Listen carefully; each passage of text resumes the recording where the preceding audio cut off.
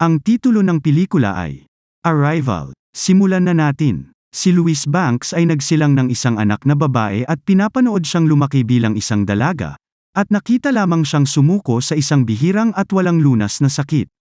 Siya ay nalulungkot at ang kanyang buhay ay nagbago magpakailanman. Nagsisimula ito sa araw na dumating sila. Si Louise ay isang linguist professor sa isang lokal na unibersidad. Naglalakad siya papunta sa kanyang unang klase sa umaga nang mapansin niya ang kaguluhan sa paligid ng telebisyon sa mga karaniwang lugar. May kakaibang ugong sa hangin ngayong umaga ngunit hindi niya ito pinapansin. Binabati niya ang kanyang klase ngunit nakita niya ang mga mag-aaral na masyadong nag-ambala sa kanilang mga telepono upang magbayad ng pansin. Hiniling sa kanya ng isang estudyante na buksan ang telebisyon. Sa screen, ang nagbabagang balita ay binobroadcast. Isang hindi kilalang lumilipad na bagay ang dumaong sa Montana at 8 pa ang dumaong sa mga lokasyon sa buong mundo. Sa sandaling iyon, tumunog ang alarma ng unibersidad at nag-dismiss si Louise sa kanyang klase. Sa kanyang pag-uwi, nalaman niyang nagbago ang mundo at nasa kaguluhan. Lumilikas ang mga tao, lumilipad ang mga jet sa itaas, at pumalit ang militar. Sa bahay, pinanood ni Louise ang balita at nalamanal na 12 sa mga hindi pa nakikilalang bagay ang nakarating. Hindi sigurado kung ano ang gagawin, pumasok siya sa trabaho sa susunod na araw upang makitang nasuspinde ang mga klase. Nananatili siya sa kanyang opisina at nakikinig sa live na mga update. Noon lang, 2 lalaki ang bumisita sa kanya sa kanyang opisina. Ito ay si Colonel G.T. Weber mula sa Army Intelligence. Naaalala niya siya mula noong tumulong siya sa mga pagsasalin kasama ang ilang mga rebelde. Sinabi sa kanya ni Weber na siya ang nangungunang pagpipilian para sa mga pagsasalin at iyon ang dahilan kung bakit siya ay nasa kanyang opisina at hindi sa Berkeley's.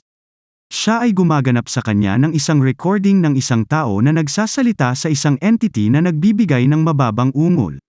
Alam ni Louise na ito ay isang nilalang mula sa mga bagay. Sinabi niya kay Weber na imposibleng isalin ito maliban kung siya ay nasa parehong silid kasama ang tagapagsalita, na nagmamasid dahil ito ay isang wika na hindi umiral sa Earth.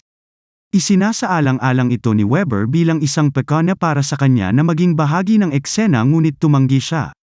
Ayaw niyang maging tourist site ang research center para sa sinumang may pinakamataas na security. Sinabi niya kay Louise na kung aalis siya ngayon, ang kanyang pagkakataon ay nawala. Paalis na siya pero tinawag siya ni Louise. Tinanong niya kung tatanungin nila si Danvers sa susunod, isa pang linguist, at sinabi sa kanya na bago sila mangako sa kanya, tanungin siya ng Sanskrit na salita para sa digmaan at ang pagsasalin nito. Kinagabihan, nakatulog si Louise sa harap ng balita nang magising siya sa isang helicopter na lumapag sa kanyang likod bahay. Bumalik si Weber at tinanong siya ng kahulugan ng Gavesti, ang salitang Sanskrit para sa digmaan, at sumagot si Louise, isang pagnanais para sa higit pang mga baka. Alam ni Weber na mas may kakayahan si Louise sa trabaho at inutusan siyang maging handa sa loob ng 10 minuto. Si Louise ay sumali sa koponan sa helicopter at nakilala si Dr. Lan Donnelly, isang theoretical physicist na malapit niyang makakasama. Sinabi sa kanya ni Weber na ang unang prioridad ay ang malaman kung ano ang gusto nila at kung saan sila nanggaling. Dumating si Louise sa pangunahing control room at nalaman na ang site ay nakikipag-ugnayan sa iba pang NMGA site. Nakilala niya si Agent Halpern mula sa CIA na nagsasabi sa kanya na hindi pa sila nakakakuha ng maraming impormasyon mula sa bagay mula nang mapunta ito. Dinala sina Louise at Lan sa isa pang silid kung saan nilagyan sila ng mga hazmat suit. Sumali sila sa isang maliit na team at pumunta sa object, na kilala ngayon bilang pod. Tuwing 18 oras, may bumubukas na pinto sa ibaba ng pod at ang team ay pumapasok sa pamamagitan ng isang platform. Si Louise ay nagmasid sa pagkamangha habang sila ay nasa loob ng pod at nararamdaman ang malalim na kahangalan ng buong sitwasyon.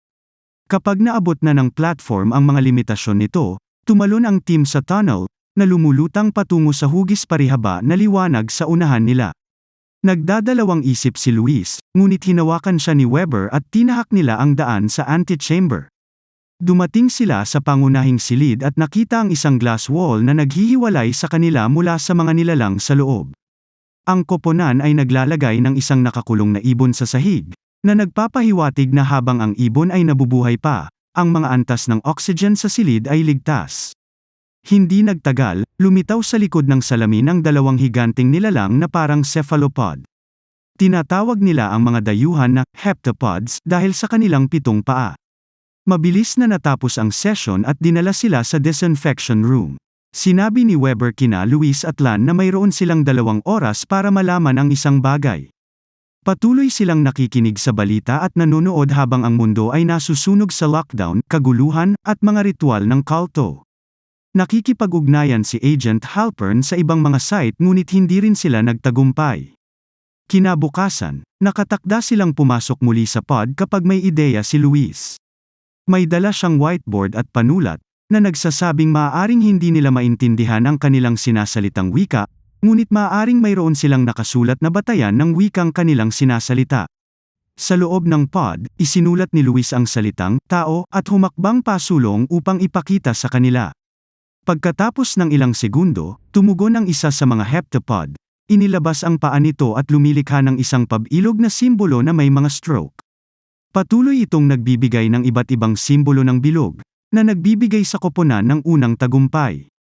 Bumalik sa site, tinanong siya ni Weber kung ito ang tamang diskarte at kung paano niya ito maipapaliwanag sa mataas na opisina. Ipinagtanggol ni Luis ang kanyang diskarte at sinabi na kung hindi nila tuturuan ang mga heptapod ng kanilang sariling wika, haantong ito sa maraming miscommunication at ang mga bagay ay tatagal ng 10 beses. Sumasang-ayon si Weber sa ngayon ngunit hinihiling sa kanya na magsumite ng isang listahan ng mga salita bago ang susunod na sesyon. Nalaman ni Luis na hindi lahat ng bansa ay bukas sa magiliw na pamamaraang ito. Ang gobyerno ay natatakot na ang ibang mga bansa ay sumunod sa desisyon ni General Xiang at ng China para sa isang pag-alit na hakbang. Samantala, ipinaliwanag ni Luis kay Weber na upang makipag-usap sa mga heptapod, kailangan muna nilang ituro sa kanila ang mga pangunahing kaalaman sa wikang Ingles bago sila tumungo sa malaking tanong, na siyang layunin ng kanilang pagdating. Bumalik sila sa pod at nagpakilala si Luis. Naramdaman ang pagkalito ng mga heptapod, naglakad si Luis pasulong at hinubad ang kanyang hazmat suit. Nataranta ang koponan ngunit tiniyak niya sa kanila na ayos lang at nagpatuloy sa operasyon. Pumunta siya sa screen at ipinatong ang palad niya sa salamin. Sinundan ng isa sa mga heptapod ang kanyang aksyon at maayos silang nagpakilalang muli. Binuksan ni Ian ang kanyang hazmat suit at nagpakilala rin. Tinanong niya sila kung sino sila at bawat isa sa mga heptapod ay nagsusulat ng kanilang mga pangalan sa salamin. Nagpasya sila na palayawin silang Abbott at Costello. Pagbalik nila mula sa pod, pinangarap ni Luis ang kanyang anak sa unang pagkakataon. Dahil sa tagumpay ng session, pinapayagan ng Weber na magpatuloy ang operasyon sa kabila ng mga panganib sa kontaminasyon. Samantala, ang mga tensyon mula sa mga sundalo ay lumitaw mula sa kampo, hindi alam kung anong uri ng banta ang kanilang kinakaharap. Nang maglaon ng gabing iyon, muling napanaginipan ni Luis ang kanyang anak na sa bukid sila, naggalugad ng mga bulaklak at namumulot ng mga bato sa malapit na sapa. Sa susunod na ilang linggo, ipinagpatuloy nina Luis at Lan ang kanilang pananaliksik. Bukod sa nakikita at naririnig sila, ang mga heptapod ay walang ibang bakas ng paa. Ang kemikal na komposisyon ng kanilang sasakyang pangkalawakan ay hindi alam. Sa pag-aakalang nakikipag-usap ang mga pod sa isa't isa, ginagawa nila ito ng walang detection. Wala pa rin silang ideya kung bakit pinili ng mga pod na dumaong sa mga partikular na lokasyong ito. Isa sa mga unang tagumpay ni Luis ay ang pag-aaral na walang ugnayan sa pagitan ng sinasabi ng isang heptapod at kung ano ang isinusulat ng isang heptapod. Nalaman din niya na ang pagsulat ng heptapod ay semisigraphic, na nangangahulugan na ito ay kumakatawan sa kahulugan at hindi nagbibigay ng tunog. Pamamagitan ng site ng Pakistan, nalaman nila na ang logogram ng heptapod ay walang oras. Ang kanilang pagsusulat ay walang direksyong pasulong o paatros. Ang mga lingwista na tulad ni Luis ay tinatawag itong D-linear na ortografiya, na nagpapaisip sa kanila kung ito rin ang kanilang proseso ng mga ideya. Sapat na pinag-aaralan nina Luis at Lan ang kanilang wika upang makagawa ng kanilang unang tugon. Ngayon, nagsusumikap sila sa pagpapalawak ng kanilang bokabularyo na tatagal ng 1 pang buwan. Isang gabi pagkatapos ng isang session, tumambay sina Luis at Lan sa likod ng isang pick-up truck na tinatanaw ang pod. Ipinahayag ni Lan ang kanyang paghanga sa kanyang katalinuhan at pagpayag na magpatuloy at nag-uusap sila ng kaunti tungkol sa kanilang mga personal na buhay. Iniisip ni Luis na nasa kanila na ang lahat ngayon at natutuwa sila na naging ganoon ito. Sa labas ng site, ang mundo ay hindi nakayanan ng maayos ang pagkakaroon ng mga pod. Patuloy ang pagnanakaw at kaguluhan lalo na matapos mag-viral ang isang leak na litrato ng mga dayuhan. Patuloy ang pagnanakaw at kaguluhan lalo na matapos mag-viral ang isang leak na litrato ng mga dayuhan. Ang mga tensyon sa paligid ng site ay lumala rin, na may ilang mga sundalo na nag-iisip na ito ay mas mahusay na gumawa ng unang apoy bago ang pag-atake ng mga dayuhan. Sa isa pang gabi ng pagtatrabaho, muling napanaginipan ni Luis ang kanyang anak. Nagpapakita siya sa kanya ng isang libro tungkol sa mga planeta at ang kanyang anak na babae ay nagpapakita sa kanya ng isang larawang iginuhit niya para sa kanyang proyekto sa klase. Sinimulan niyang ipaliwanag sa kanya kung bakit hindi na sila magkasama ng kanyang ama, ngunit sinabi ng kanyang anak na ayos lang. Pinutol niya ang kanyang panaginip ni Lan at lumabas para magpahangin. Iniisip niya na naman siya. Sa pagkakataong ito ay nakikita niya siya bilang isang bata at pagkatapos ay bilang isang binatilyo, nakahiga ng may sakit sa isang kama sa ospital. Nang maglaon, natagpuan ni Luis ang kanyang sarili sa kanyang silid kasama sila na tinatalakay sa kanya ang Sapir-Whorf hypothesis, kung saan kung isawsaw mo ang iyong sarili sa ibang wika, maaari mo talagang i-rewire ang iyong utak. Tinanong niya kung nananaginip ba siya sa kanyang wika at kapag tumingala siya, isang heptapod ang nasa kanyang silid. Nagising si Luis sa kanyang kama, gamaan ang pakiramdam na panaginip lang ang lahat. Nakipagkita siya kay Weber na humahantong sa kanya sa control room para gumawa ng Mandarin translation. Lumalabas na nakuha ng kanilang satellite sa isang pag-uusap sa telepono kasama ang pinuno ng militar ng China, si General Zhang. Isinali ni Luis ang unang pangungusap, na nagsasabi na ang bawat isa sa 12 ay nag-aalok ng advanced na teknolohiya at sinusubukan ng kanilang science team na i-decode ang mga set. Sinabi niya kay Weber na hindi niya naiintindihan ang mga sumusunod na parirala, suit, karangalan, at bulaklak. Sinabi niya sa kanya na isang oras na ang nakalipas, ang China ay nagpakilos ng mga puwersa at ngayon ay sinusunod ng Russia ang kanilang pangunguna. Napagtanto ni Luis na ang mga parirala ay kabilang sa mga set sa mahjong tile at nalaman na gumagamit sila ng laro para makipag-usap sa kanilang mga heptapod. Itinaas niya ang kanyang mga alalahanin tungkol sa kung gaano ito problema. Sa bawat pag-uusap ay nagiging parang laro at bawat ideya na ipinahayag sa pamamagitan ng agsalungat, tagumpay, at pagkatalo. Pagkatapos ay binigyan siya ni Weber ng ultimatum at inutusan siyang magtanong ng malaking tanong, kung handa na ba sila o hindi. Si Luis, Lan, at ang koponan ay muling pumasok sa pod. Si Luis ay nagsimulang bumuo ng kanyang mga logogram, na nagtatanong sa mga heptapod ng kanilang layunin. Tumugon si Costello sa isang mensahe na nagsasabing mag-alok ng armas. Bumalik sa site, nagkaroon ng pagtatalo sa pagitan ni Luis, Weber, at Agent Halpern. Iginiit ni Luis na ang mga heptapod ay maaaring hindi alam ang pagkakaiba sa pagitan ng isang sandata at isang kasangkapan, at sa komplikadong wika ng tao, kung minsan ang isa ay maaaring pareho. Idinagdag nila na hindi nila alam kung ang mga heptapod ay nag-aalok ng armas o humihiling sa kanila na mag-alok ng isa, bilang simula ng isang kalakalan. Ang tanging paraan para malaman ang pagkakaiba ng dalawa ay ang bumalik. Isang tawag ang nakakagambala sa kanilang pagkikita at iniaalok ni Agent Halpern ang kanyang teorya na ito ang paraan para hatiin sila ng mga dayuhan at gawin silang mag-away sa isa't isa. Nabuwag ang konseho at nadarama ni Luis at Lan ang pagkatalo. Bumalik sa control room, nagkakagulo na, nakatanggap ang China at Russia ng parehong mensahe, na mali ang interpretasyon nito bilang isang banta, at pinutol ang kanilang komunikasyon sa iba pang mga pod site, na lumalabas sa grid at offline. Giit ni Luis, magpapalala lang ito sa sitwasyon at kailangan nilang makipag-usap sa isa't isa. Tumakbo siya kasama si Lan upang muling pumasok sa pod. Sa takot sa paparating na banta, ilang mga sundalo sa pod ang bumuo ng isang pag-aalsa, dala ang ilang mga kahon ng mga pampasabog at inilagay ang mga ito sa silid, na nakatakdang sumabog sa loob ng 10 minuto. Dumating sina Luis at Lan at sinubukan ng isa sa mga sundalo na pigilan sila, ngunit kalaunan ay binitawan nila sila.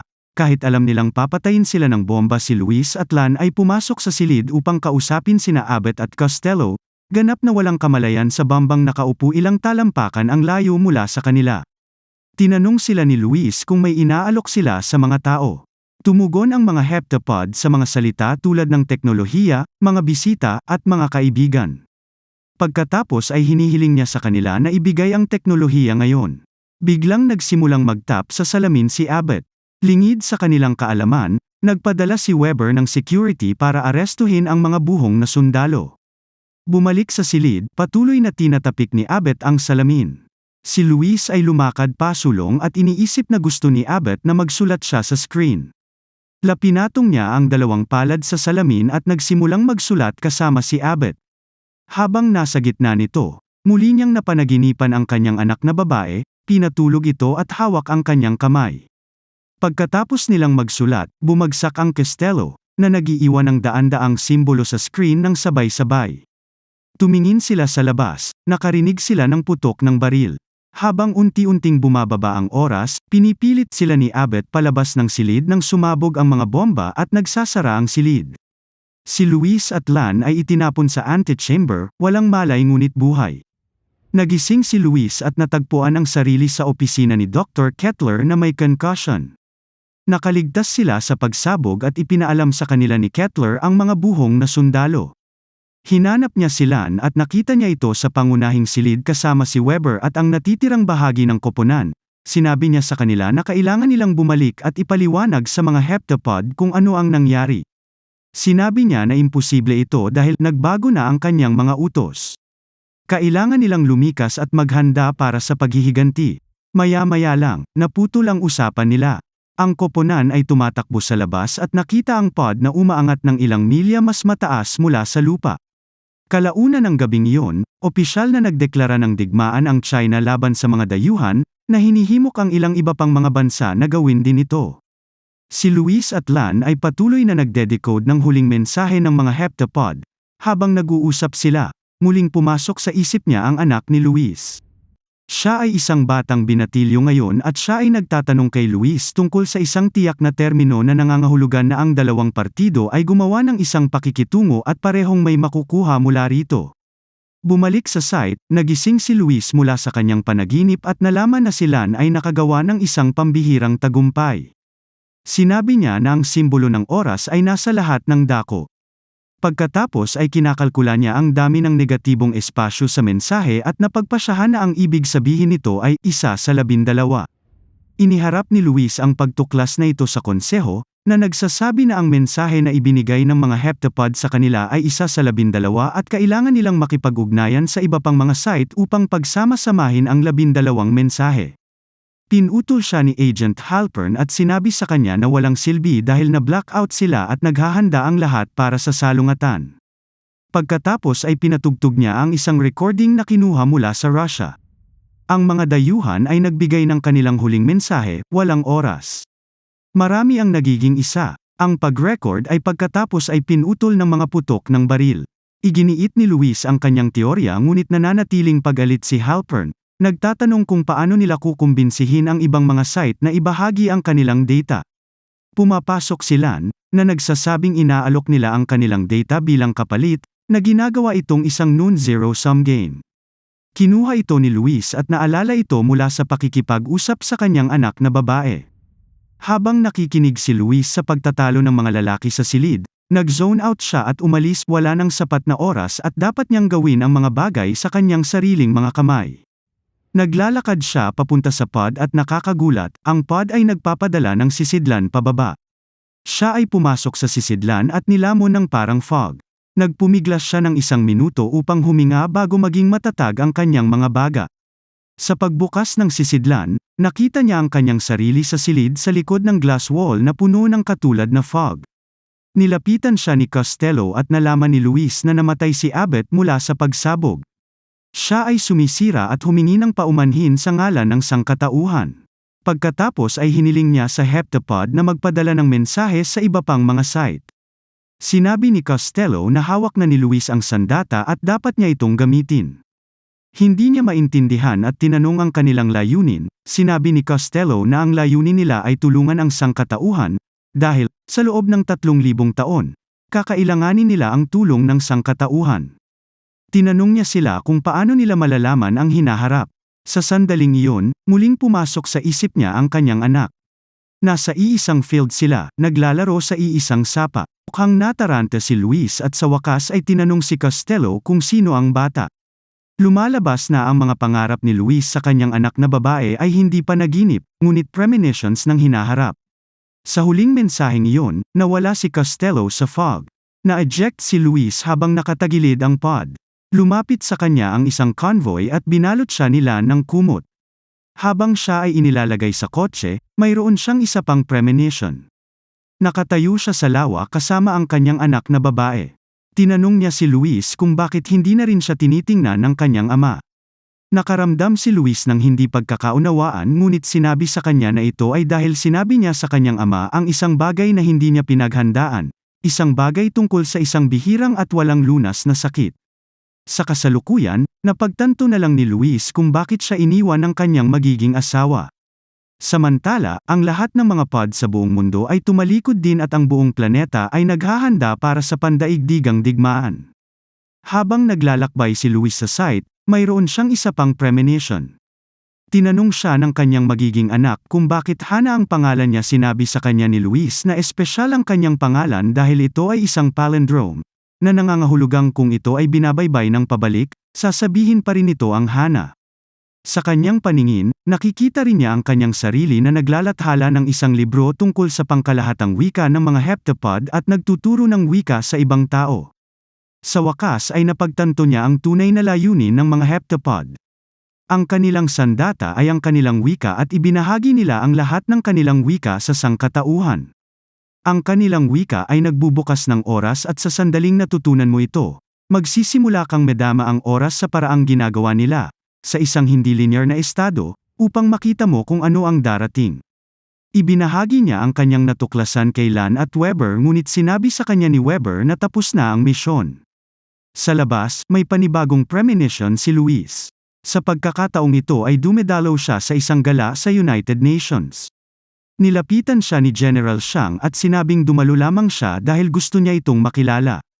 Sinabi niya sa kanya na 18 buwan na ang nakakaraan, gumawa siya ng isang bagay kahit na ang kanyang mga nakatataas ay hindi magawa at nagbago ang kanyang isip. Patuloy niyang sinasabi na tinawagan siya nito sa kanyang pribadong numero. Si Alois ay nalilito at sinabing hindi niya alam ang kanyang pribadong numero, ngunit inilabas ng general ang kanyang telepono at ipinakita ang numero sa kanya. Sinabi sa kanya ni General Xiang na ngayon ay alam na niya. Pakiramdam niya ay mahalaga na ipakita niya sa kanya ang numerong iyon kahit hindi niya alam ang dahilan. Pagkatapos ay sinabi niya sa kanya na sinabi niya sa kanya ang isang bagay na hindi niya malilimutan. Sinabi niya sa general ang namamatay na mga salita ng kanyang asawa. Sa kasalukuyang panahon, naiisip ni Luis ang bagay na dapat niyang gawin upang matigil ang pandaigdigang bumalik siya sa site at nakuha ang satellite phone ni Agent Halpern. Tinatawagan niya ang pribadong numero ni General Xiang. Inaalerto nito ang seguridad at nagpadala sila ng ilang sundalo para harapin siya. Si Luis ay umiiwas sa pagkuha at nagtago sa silid ng pagdidisimpekta. Sinagot ni General Xiang ang tawag at sinabi niya sa kanya ang kanyang layunin. Sinamahan siya ni Lan sa silid at pinangangalagaan siya mula sa mga sundalo. Sa wakas ay sinabi niya kay General Xiang ang kanyang mensahe at natanggap niya ito. Tagumpay ang tawag at itinaas niya ang kanyang mga kamay sa hangin, sumuko sa seguridad. Biglang huminto ang China mula sa pag-atake at sumunod ang iba pang mga bansa. Ang 12 mga site ay sumang-ayon na ibahagi ang kanilang data at kumpletuhin ang mga piraso ng mga puzzle ng magkasama. Sa pagtatrabaho ng sangkatauhan bilang isa, ang mga pod ay nagsisimulang tumaas at mawala sa kalawakan, kasing bilis ng pagdating nila. Nakatayo sa labas sina Luis at Lan habang pinapanood nila ang paglikas sa lugar. Tinanong niya siya kung babaguhin niya ang mga bagay kung makikita niya ang kanyang buong buhay mula simula hanggang sinabi niya sa kanya na ang pinaka-nakakagulat na bagay na nangyari sa kanyang buhay ay hindi ang pakikipagkita sa mga heptapod, ngunit sa halip, ito ay ang pakikipagkita sa kanya. Pagkatapos ay ipinahayag niya ang kanyang pagmamahal sa kanya. Tumingin si Luis sa kanya, alam niyang ito ang mukha ng kanyang magiging asawa, at sinuklian niya ng yakap ang pagmamahal nito. Kahit alam ni Luis kung ano ang mangyayari sa hinaharap, ikakasal sila, ipanganak si Hana, At si Hana na pumanaw, niyakap niya ito ng buong buo at buong puso, kahit alam niyang sa huli ay iwan din sila ni Lan. Wakas. Maraming salamat kaibigan sa patuloy na pagtangkilik at pagsuporta sa ating channel na Tagalog Pinoy Movie Recap. At kung sakaling ngayon lang tayo nagkatagpo sa pamamagitan ng video na ito ay please lang huwag kalimutang mag-like, mag-subscribe at pakipindot na rin ang bell. Hanggang sa muli, ako si Richard Belen, goodbye.